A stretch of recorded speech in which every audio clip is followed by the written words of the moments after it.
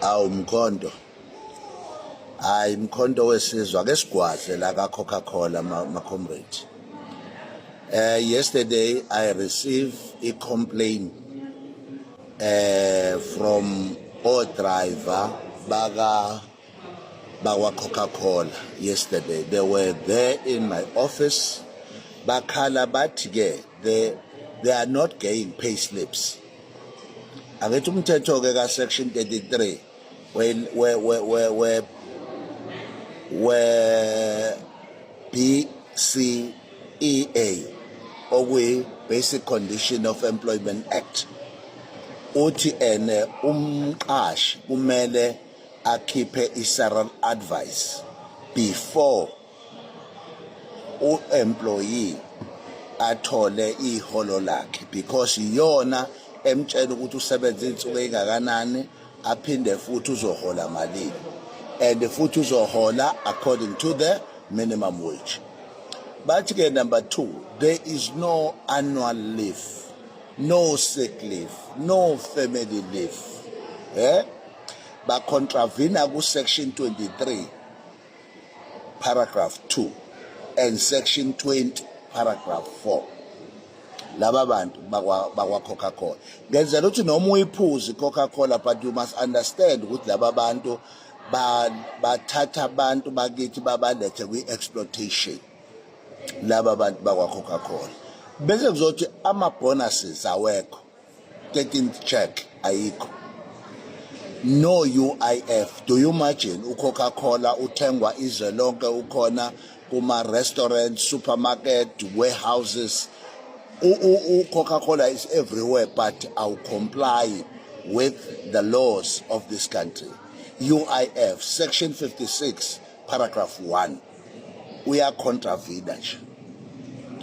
Uphinde no provident fund. Cabanga lo Coca-Cola ohlala ubuka khona kudonswa i-horse and trailer, abantu be driver imoto ezinkulu zigcwele this product, but at the end of the day laba bantu bafethu abayitholi provident fund. Kushuthi imndeni yabo isebenzela mahala, basebenzela mahala because imndeni yabo yazi ukuthi laba bantu, sazi ukuthi thina umuntu osebenza ka Coca-Cola isigwili, but look what is happening in South Africa now. Besithi ke not paid according to the minimum wage. We understand this.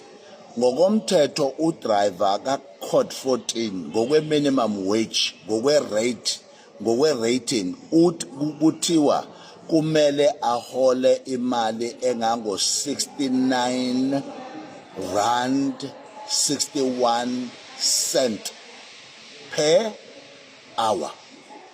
Kusho ukuthi kahle ke bona ke cabanga ukuthi bahola malini, baholelwa ngosuku, baholeliwe u400 rand ngosuku, bengena ngesikhathi abasebenza over 12 hours be driver. Ubona ingozi ziningi angake emgwaqweni. There is a lot that is happening under us la singasikhona ukuthi kwenziwayo. So when ubona abantu kungathi bahappy emsebenzini, kanti abantu they are exploited, abantu they are oppressed, abantu basebenza ngaphansi kwengcindezi. Uma ubona i-truck iwa because abantu they don't concentrate emgwaqweni ngoba bathwele kanzima. Lalela ke, there is no also skills development. And ngicabanga ukuthi kulaba bantu abangaka kwa Coca-Cola abadevelopwa ngokwe skills. uCoca-Cola ke thina njengomkhonto sizoqumba phansi if they are continuing as a non-compliance in terms of labor act, labor laws.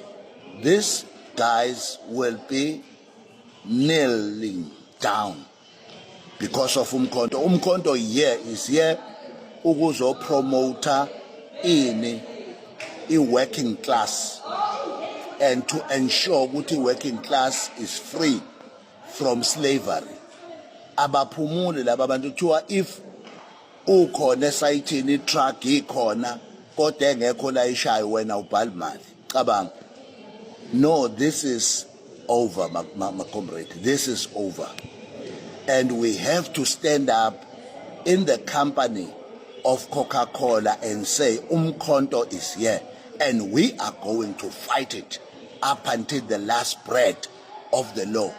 We are going to take head on this case of Coca-Cola. We already wrote a letter yesterday to Coca-Cola to say, look, vuke emaqandeni, umkhonto ufikile. Umkhonto ngeke uvume ngabasebenzi. And I know ukuthi ukuveza kwami le Coca-Cola siyeza isikhathi ukuthi ngiyiveze sengithi no one must buy this Coca-Cola because benza i-exploitation eSouth Africa and onxiwa laba ama-companies are-international axhaphaza abantu abamnyama especially in Africa. So thina-ke as we are fighting for the interest of the working class, ngeke sivume. No, never. Not yet. Not in South Africa, not in Africa. Maybe in Europe it can happen. Not yet. So njengamanje we need support. We need ukuthi sitshele umphakathi uma bengasibizanga, we gave them 21 days to respond. If abakwenzi lokho, we stop ama truck ka Coca-Cola all over angasebenzi, and i-production yakhona ingasebenzi, singawuphuzi kwawona Coca-Cola angiwuthandi kodwa ke look what is happening, and I'm not going to drink this Coca-Cola until I get answer why these people are exploiting us as black people, as drivers. Code 14 paid 400 rand. It's an insult. God, no. We said sifuna ukubuyisa isithunzi somuntu omnyama, and isithunzi somuntu omnyama sizobuya at all cost ekhona eSouth Africa. Mandla.